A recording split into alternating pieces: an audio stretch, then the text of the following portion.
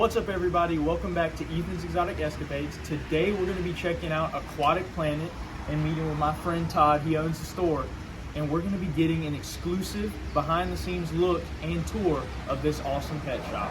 Let's check it out.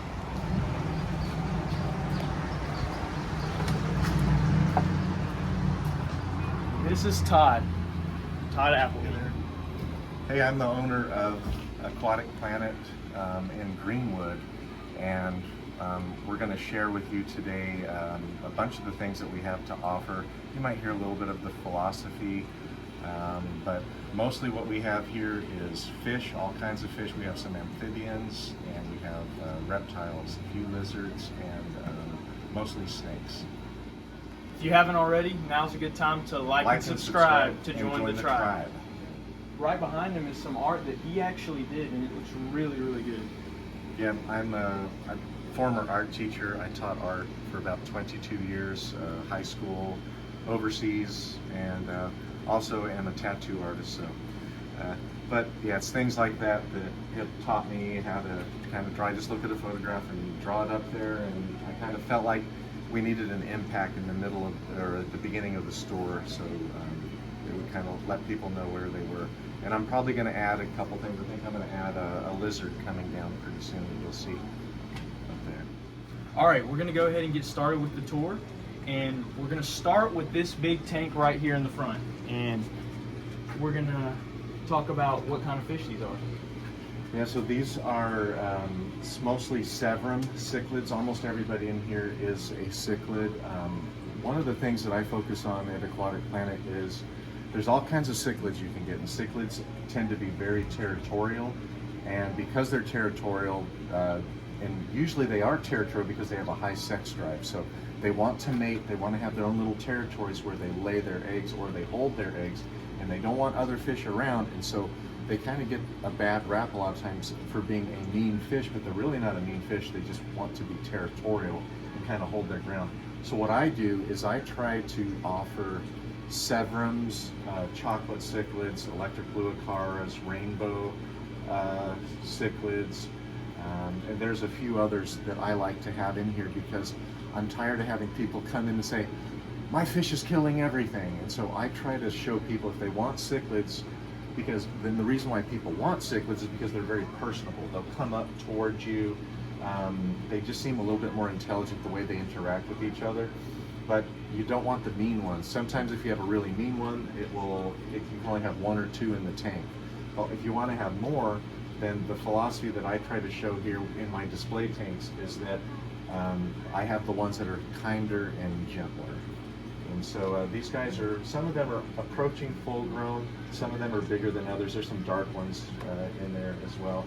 I use sand quite a bit because sand is very easy to clean, and I always have a catfish of some sort that's going to push the poop up into the filter.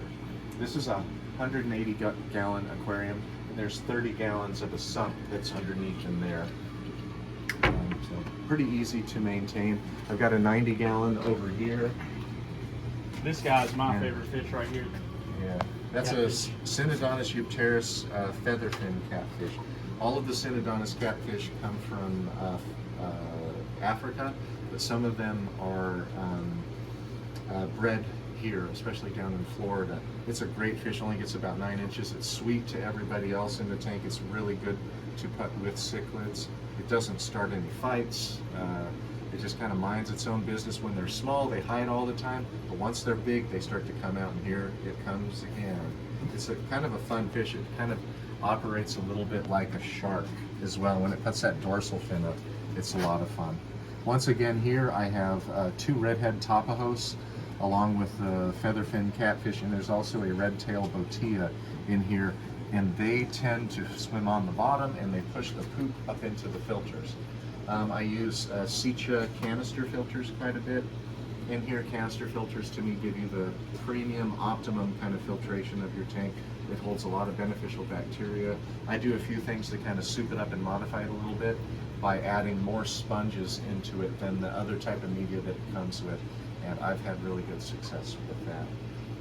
So, what would the maintenance be on a tank this size or this size? They're both pretty easy. This one has the sump, which is it's under the cabinets, and it's 30 gallons, and there are 3 chambers in there. 2 filter the water as it falls down, and then the pump runs it back and circulates it through the tank.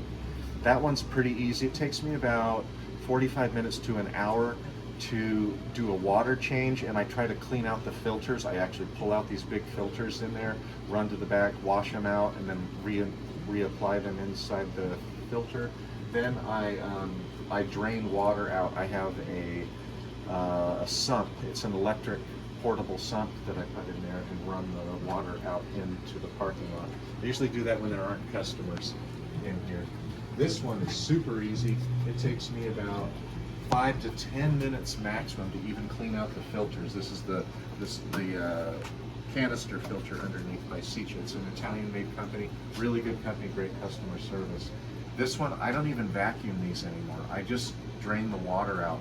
And the reason why I don't vacuum it, once again, is because I have that featherfin catfish, I have the redhead tapajos in here, and they make it to where, like, you can look, you won't find any fish poop sitting in the bottom of these tanks because of having that thing. So I try to make it kind of a holistic system to where I don't have to overwork. So this tank takes me about 30 minutes maximum, probably 20 minutes to drain it, fill it back up, and clean the filter. It's a real quick process, very easy.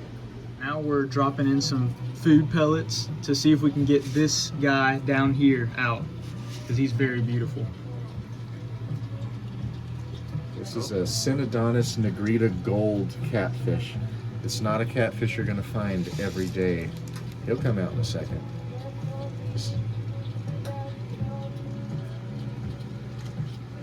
Yeah, that fish is about 5, maybe 6 years old.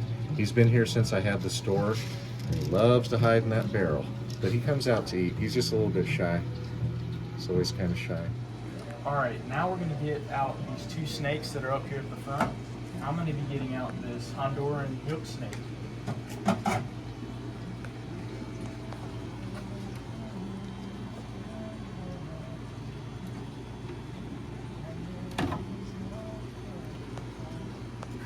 Look at how beautiful she is.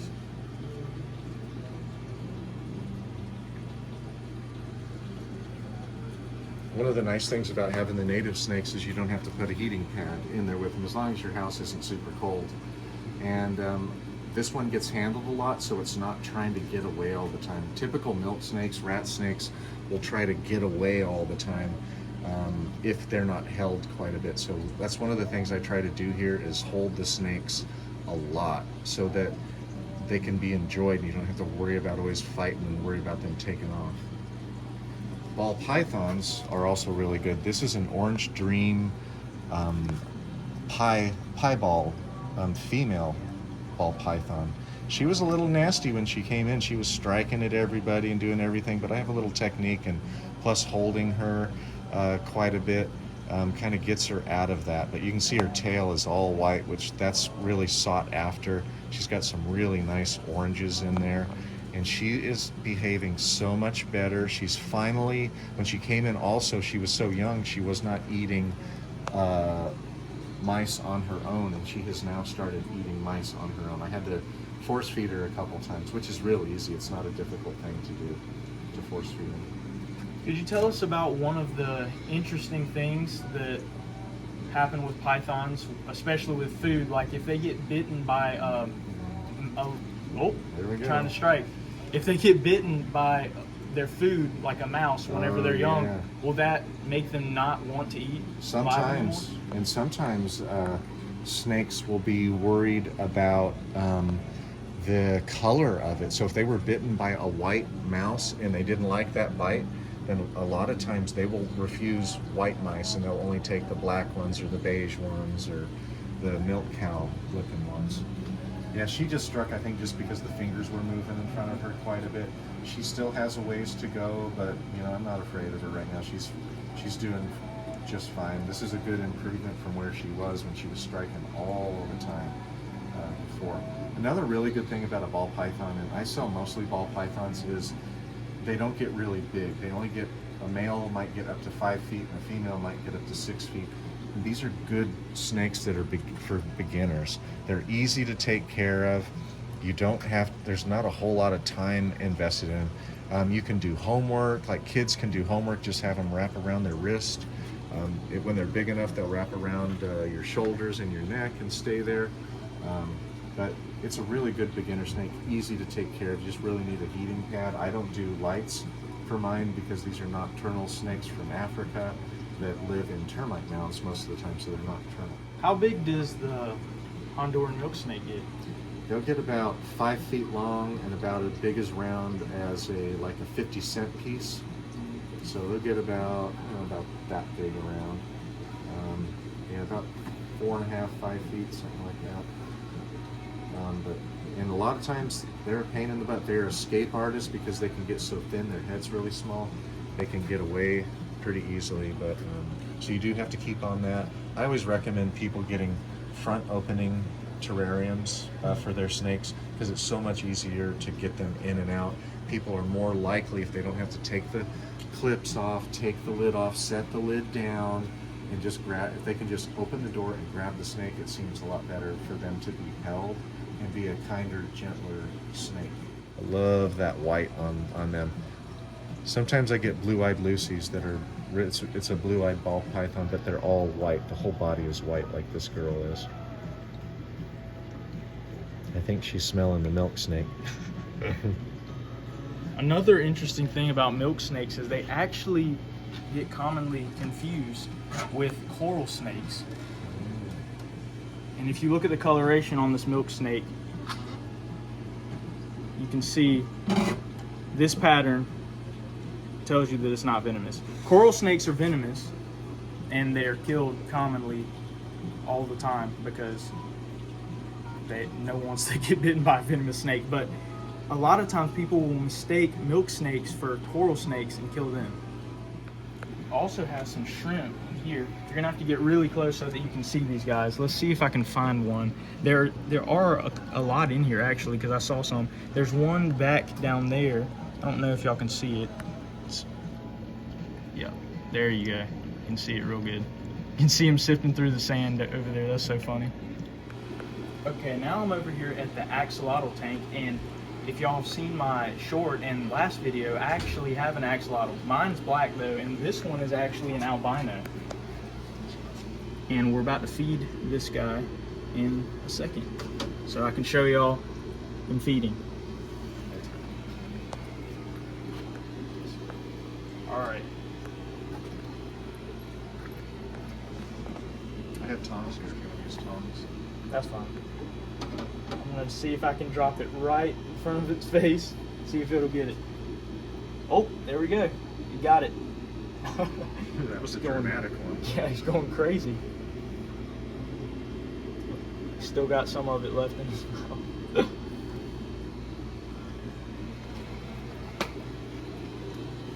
I think it's a big misconception with axolotls. A lot of people come in and say they're so difficult to take care of, but there's just a few things you have to follow with an axolotl.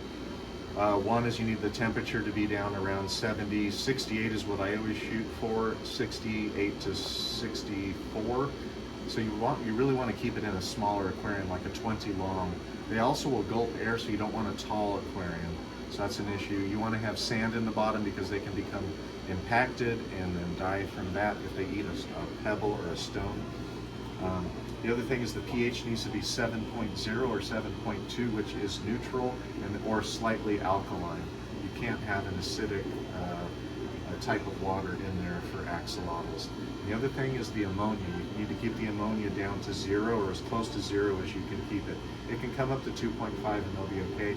And so the way you keep that number down is you just have to be kind of diligent on vacuuming, which is not hard. It only takes 1 minute to kind of vacuum one of these, the bottom, just get all the poop up and any detritus that's at the bottom of the tank. They're pretty easy, a lot of fun, especially feeding time. What's something interesting that can happen to axolotls if the temperature is too high in the water? Well, I used to raise salamanders, and I would have them, and we would call them water dogs, and they were just green. And if the temperature rose, they would turn into salamanders and become a land amphibian, land and water. And with axolotls, most of the time they will die. If you let the temperature go up, they're probably going to die. I've heard of one instance where it actually turned into a salamander, but it's somebody, I'm not so sure if that really happened, or if they actually had an axolotl, or if they maybe had caught a wild salamander or larvae, because this is the larval state of a salamander, and they live in the water.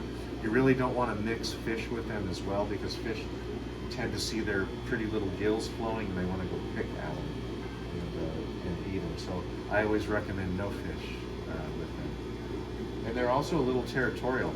If you have one that's been by itself for a while and you try to introduce a tank mate, then a lot of times they're going to fight. And the good news about the fighting is if they do fight and they rip an arm off, is the arms will regenerate. It's kind of funny because you'll see like a little mini-me kind of arm start to grow. It takes about 2 months to get the fingers coming out, and then after about 2.5 to 3 months, all of the digits are fully grown on them. Kind of a neat animal. Could you tell us about what's in this display tank? Yeah, so I've just recently set this one up. I did a change, so now I've got angelfish in here. I've got 4 angels, seal point, a silver, and then 2 marbled angels in here.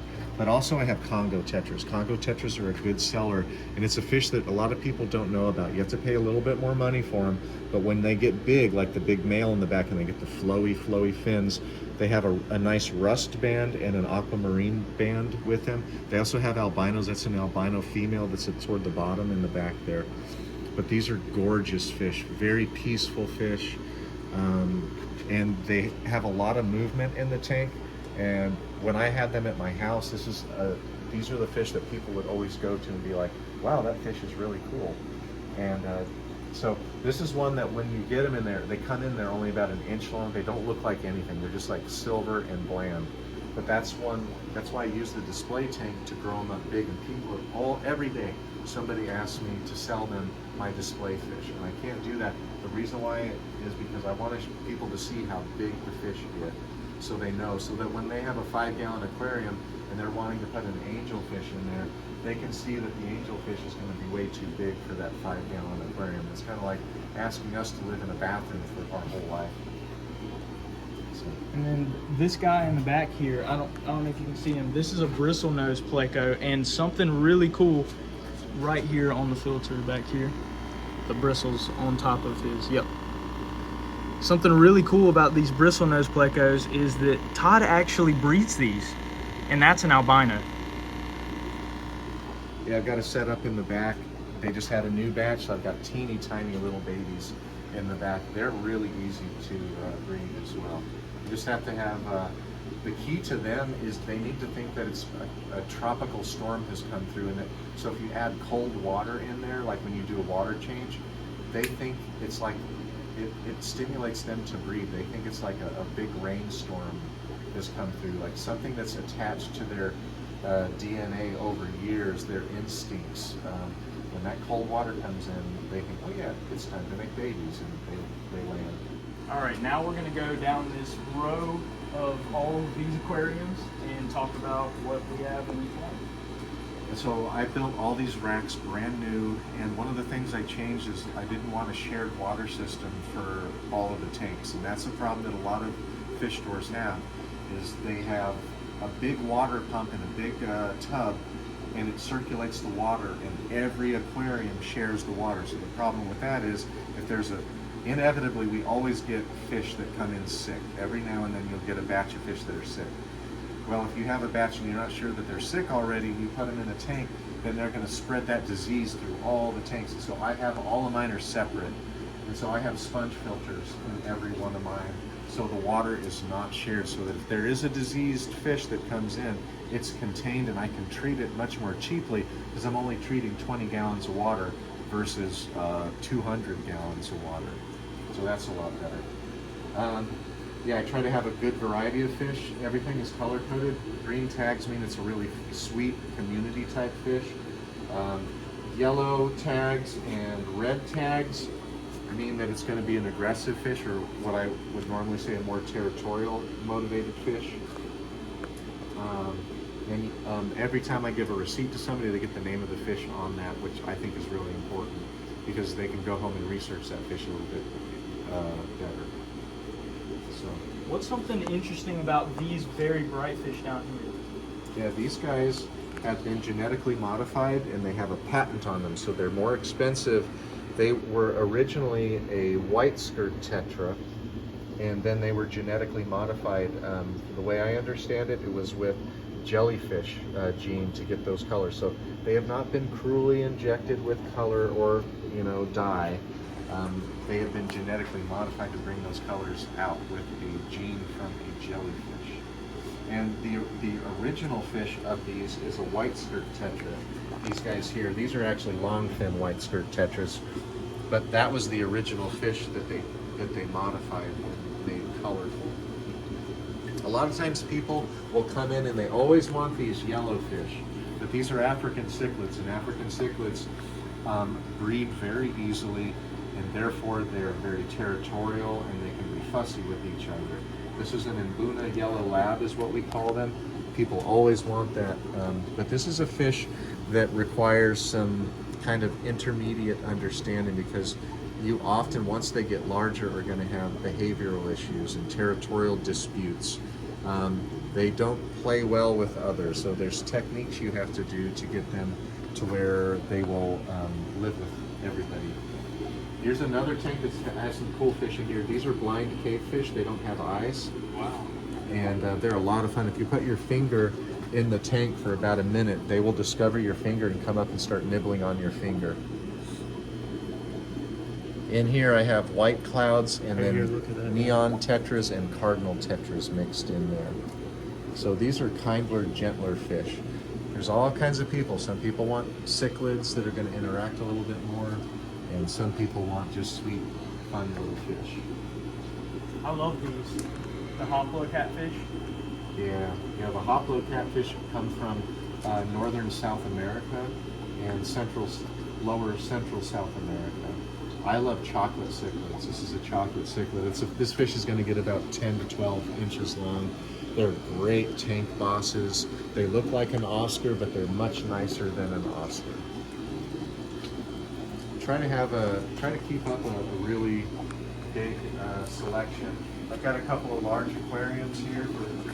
Not everybody wants a small aquarium, so I have a 75-gallon and 125-gallon aquarium for sale. I always try to keep something like that in there because people do come around. Next thing are the goldfish.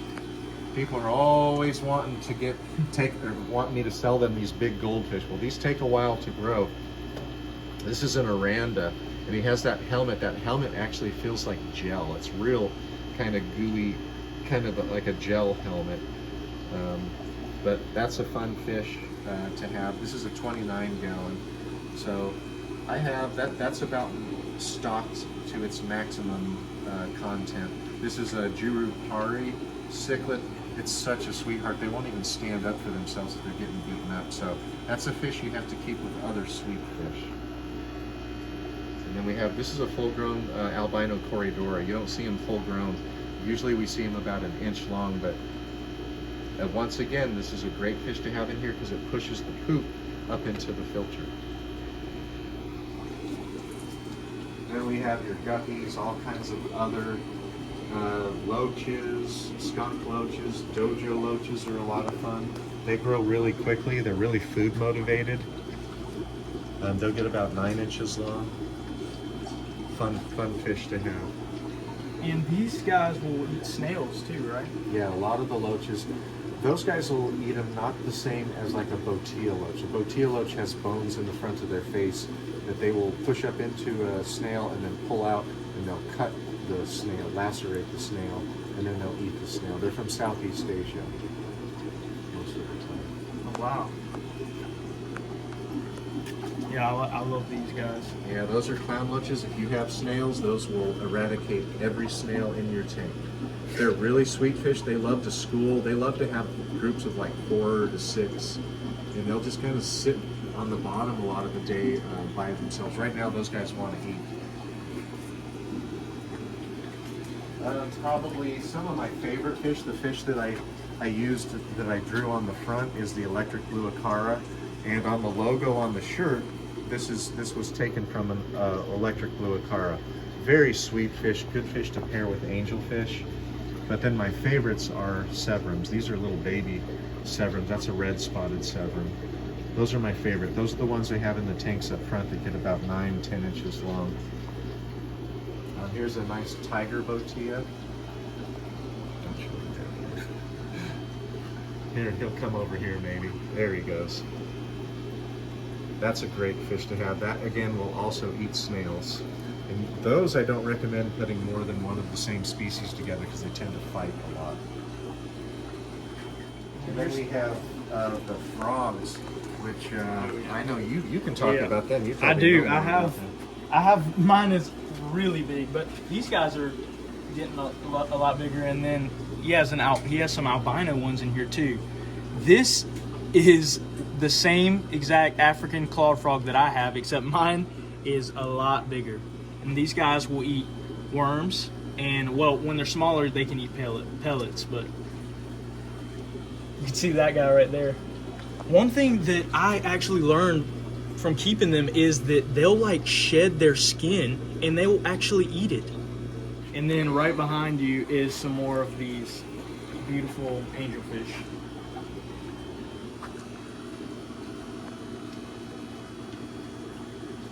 And we've got blacks in there, high coverage orange koi, silvers. There's a large veiled. That's the one that's right in front that the black is picking at right now. You don't get those very often.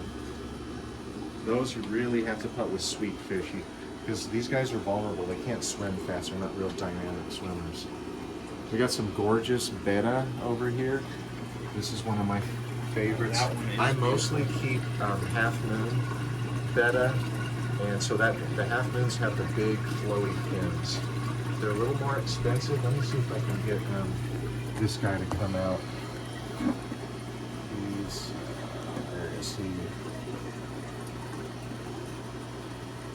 I have a giant koi in here. He's probably hiding in the back. There he is. He's way in the back. Maybe he'll come up front. But his water's going to be a little murky now that I move the plants. One thing that I really love about your shop here is that you make sure that you have these bettas not in a little plastic cup. Like a lot of other pet shops that you go to, you'll see these bettas in cups with no filters, nothing. And they'll sit there for weeks and weeks. And a lot of the times they'll die. But you can see Todd takes very good care of his bettas. I mean, this one is gorgeous. I love this one. Yeah. Do you know how you can tell if it's a male or a female? Yeah, the females are a lot smaller and their fins won't be near as large. Real easy to tell with those. I keep crowns. I get the regulars sometimes, but I mostly do half moons, half moon koi. I do Dumbo ears, which just means that their pectoral fins are a lot larger.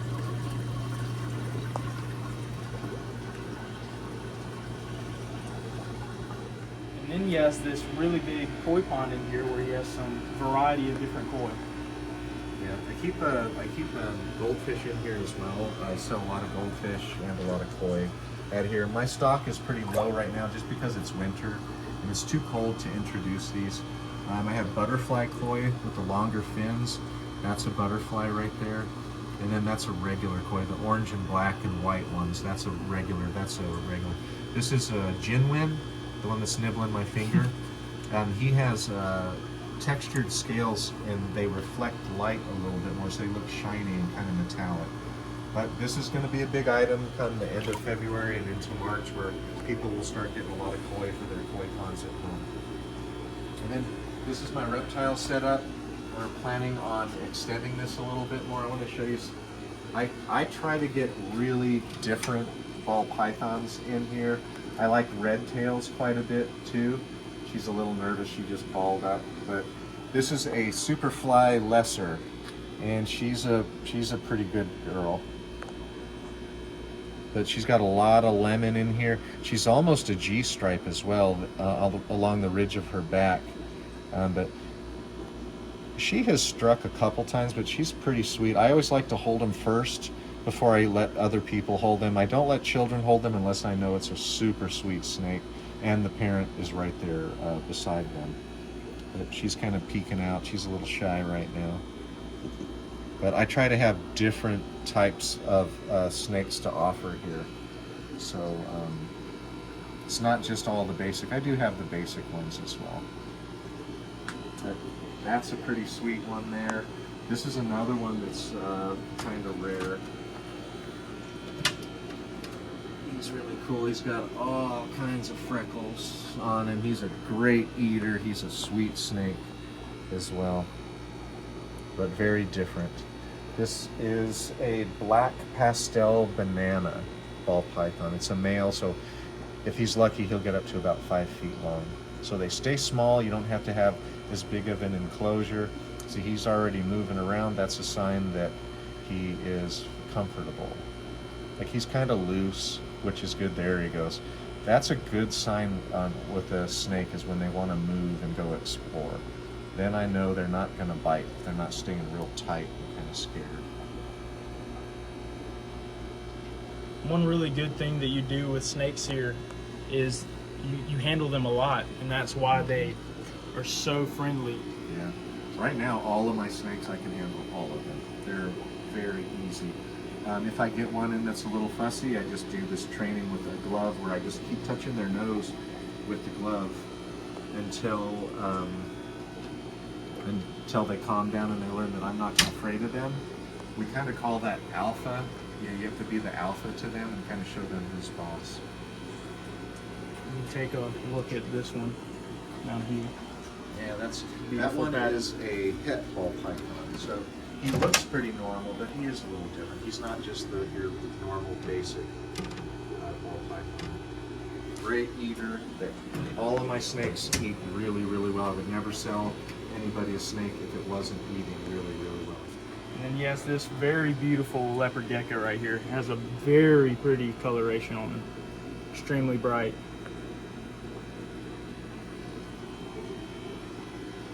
Another one of the things that I have in the store is I put a lot of potted pothos plants in here. You can see here I've let the stalk of it kind of touch the water, and then what happens is the roots come down. This is kind of a smart thing to do because it's going to eliminate ammonia out of the water, kind of purify the water, plus it waters my plants. And so the idea is that I would like to do this in a lot of them, as long as it's not too difficult and too much of a problem, too much effort.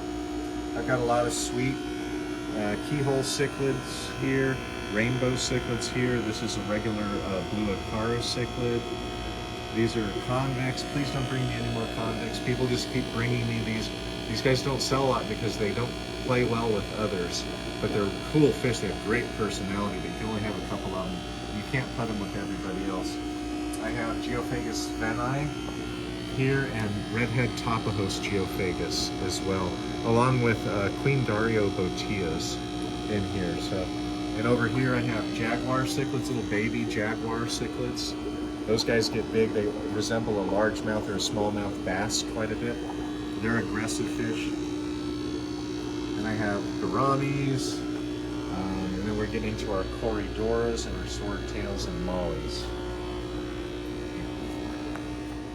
All right, this tank actually, there's actually fish in here at the bottom. It's like a half fish tank down here. You can see an electric blue Acaro back here. I don't know if you can see it super good, but there's one right back there behind this log. And then something super interesting about this tank is there's also some crested geckos in here. And there's a fogger going right now. So I'm gonna open this up. Y'all can see all the fog coming out. I'm gonna see if I can find a crested gecko. They like to hide up in here, so I'm gonna have to see if I can find one, and I'll be right back. Okay, I finally got one out. This is a crested gecko, and he is beautiful. But you can see that he's lost his tail. This is actually an extremely common occurrence in crested geckos because they love to jump. So they'll often land on things and hit their tail on something, and it'll break off really easily. And they will hit, oh, you can see him climbing all the way up, getting on my shoulder. They will actually kind of heal that little area, but they'll never actually grow their tail all the way back like some other lizards will.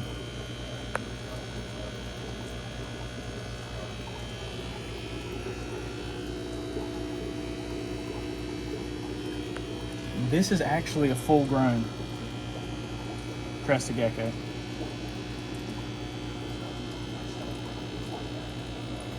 I would definitely recommend getting a crested gecko for if you're a beginner, because these guys are very, very docile and very friendly. They love to be handled. They love to jump all over the place though, so you have to be ready for when they jump. You can tell this guy is taken very well care of there.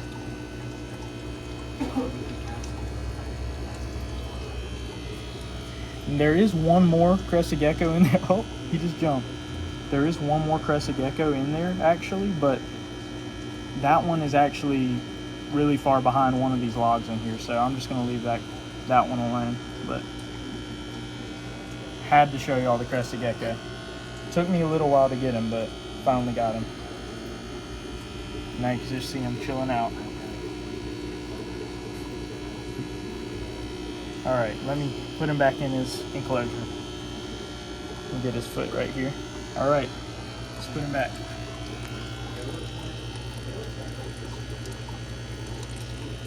There he goes. Now I have my new outfit. I'm all kitted out with the Aquatic Planet gear. And thanks to Todd, he let me have some gear. But Todd also has a variety of different materials and stuff that you would need for your reptiles and aquatics. A little low right now, but you know, I try to keep a good variety of a few things. I'm a little low on lights right now, but that will all be fixed in a week or two. One of the things that I like the best are these round dishes that have the rubber feet on them, because they make it to where the snakes won't slide, and snakes like to get down in there and they can curl. It's kind of ergonomic and kind of helps them out that way. I'm a little low on hides as well right now, but all that stuff will get put up more. I have a lot of different substrate for reptiles down there. I usually have smaller bags as well in there, and then I have a bunch of different other types of things for reptiles. But one of the bigger things that I sell, and it's been picking up quite a bit, are aquatic plants. And so I have, you know, hornwort's probably my biggest seller. That's a really good one for guppies and really small fish. If you're going to do a planted tank, I do get a lot of different things. I sell a lot of Anubias, Amazon swords, Java ferns. I sell a lot of those. But this is the tank that I keep that in. Right now I have some corkscrew valve. I always have a variety of things in here, but this has been an important one because plants are really important for your aquariums because of how they remove your ammonia out of the tank. And that's really the only thing that eats poop are plants. No fish eats poop. Fish eat plants. My dogs eat poop. They eat each other's poop, but none of them will eat fish poop. So that's a good one. So, what is this right here? Oh yeah, sorry about that. Yeah, so I have two. That's a female, actual wild Betta, and there's a male in there. The female has a little bit more of a kind of a rusty, kind of brownish color, tan beige color, and the male is more gray, and he has a little bit more blue on his head. He usually hides in this clump of plants in the back though. But it's actually a really cool fish, and if you're interested in those, I can get those for you. There's a guy in Anderson who breeds them, and so he's a really cool guy.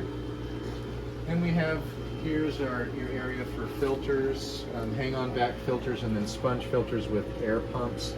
The air pumps that I really, really love are these Tetra ones. They're the most quiet, and they are like little tanks. They were like Energizer bunnies. They will run and run and run and run. These are my favorites. I love these Tetra ones. I usually have a really good variety of that. I don't right now because I'm about to make an order.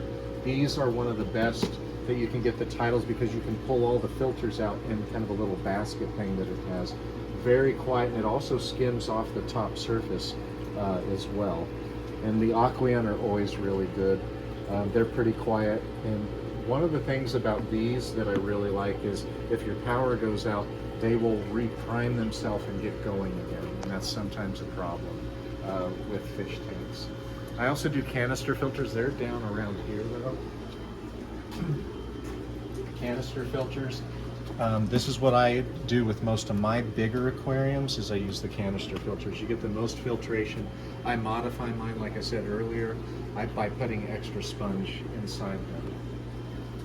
And then my variety of fish food is bigger than most pet stores that are much bigger than me. So I sell a lot of fish food. I do the flakes, but what I sell probably more than anything else is the Hikari, which is in the bags up over there on the left. So the Hikari brand to me is the best brand, and I have various sizes and many different types. Like I even have some saltwater food for them. And then the chemicals that I sell, I have your water treatment, water clarifier, water conditioner, beneficial bacteria, the things that dechlorinate your water, I have those. I have, that's this row as well. And then up here I have all my medications. I'm really big on using copper and ICX if I'm treating ick, which is probably the most common problem in tanks. So I really like to use copper safe with the ICX quite a bit. But I also have Bio Bandage, which is a new product that came out from the Hikari company. Same company that makes my fish food makes a lot of these other things. They make ICX as well.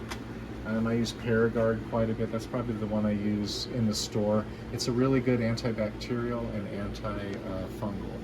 But these are all really important. Now, I do classes every Saturday at 11:30, and one of the classes I do is on fish diseases. One is on fish compatibility, how to set up a brand new tank, and how to clean your tank. Those are the main things that I do. And I also sell test kits and even antibiotics. But a little low on these things. I'm gonna have to stock up this week. One really awesome thing that you do that I think is really cool is you'll sell these reusable filter pads. Oh yeah, I'll talk about that in a minute. So these, like, I do not even sell the disposable filters because people are just wasting money. It's not as good for the environment, and they're saving a lot of money. They pay $7.85 for this. You can easily take a pair of scissors and cut it to size to fit your aquarium filter. But this thing you just take under cold water and you just squeeze the poop, or you put it, like if you're vacuuming a tank, let the poop settle to the bottom, then you go to the top surface and you can squeeze the poop out of it, and then you put it back in and you use it for 3 or 5 years, as long as you're not writhing it and kind of wrangling it and stretching it and tearing it. It lasts a long time. I'm glad you brought that up. I sell sand in big bags. The sand that I sell is better than some of those big store brands. The Carib Sea is a really good one, and the Estes is really good. You can tell with some of the other brands that the big pet stores have, if you open up the bag, it'll smell like spray paint a lot of time, and Estes never smells like spray paint. Same with Carib Sea. Carib Sea doesn't even add any color. Everything's totally natural with that. So yeah, I sell hides. I like to sell fake plants and a lot of the stuff like this that's kind of cute for your aquarium, like skulls. I sell a lot of skulls. I'm surprised I haven't sold this deer skull. That one is really cool. Especially in South Carolina. Yeah, but yep, I do rocks and sand and the lighting and stuff like that. Pretty big variety of things. Siphon filters, heaters, that's a big thing. Here I sell Aquan. I like these the best. They have a dial where you can adjust the temperature on there. Those are pretty good. And then I do all my water siphons are mostly Aquatop. And then I have other heaters and filters, and then of course fish nets. Like what fish store doesn't have fish nets? Oh, I also sell. I try to sell a lot of aquariums in kits, and I really like the Aquan. You get a hang-on back filter, you get a heater, and you get a net, and then you get the light in the hood, and that's where a lot of your money is spent, is on the light in the hood. With these kits, one of the things where you save money is you get the hood, and the hood comes with LED lights and then the black plastic hood on there.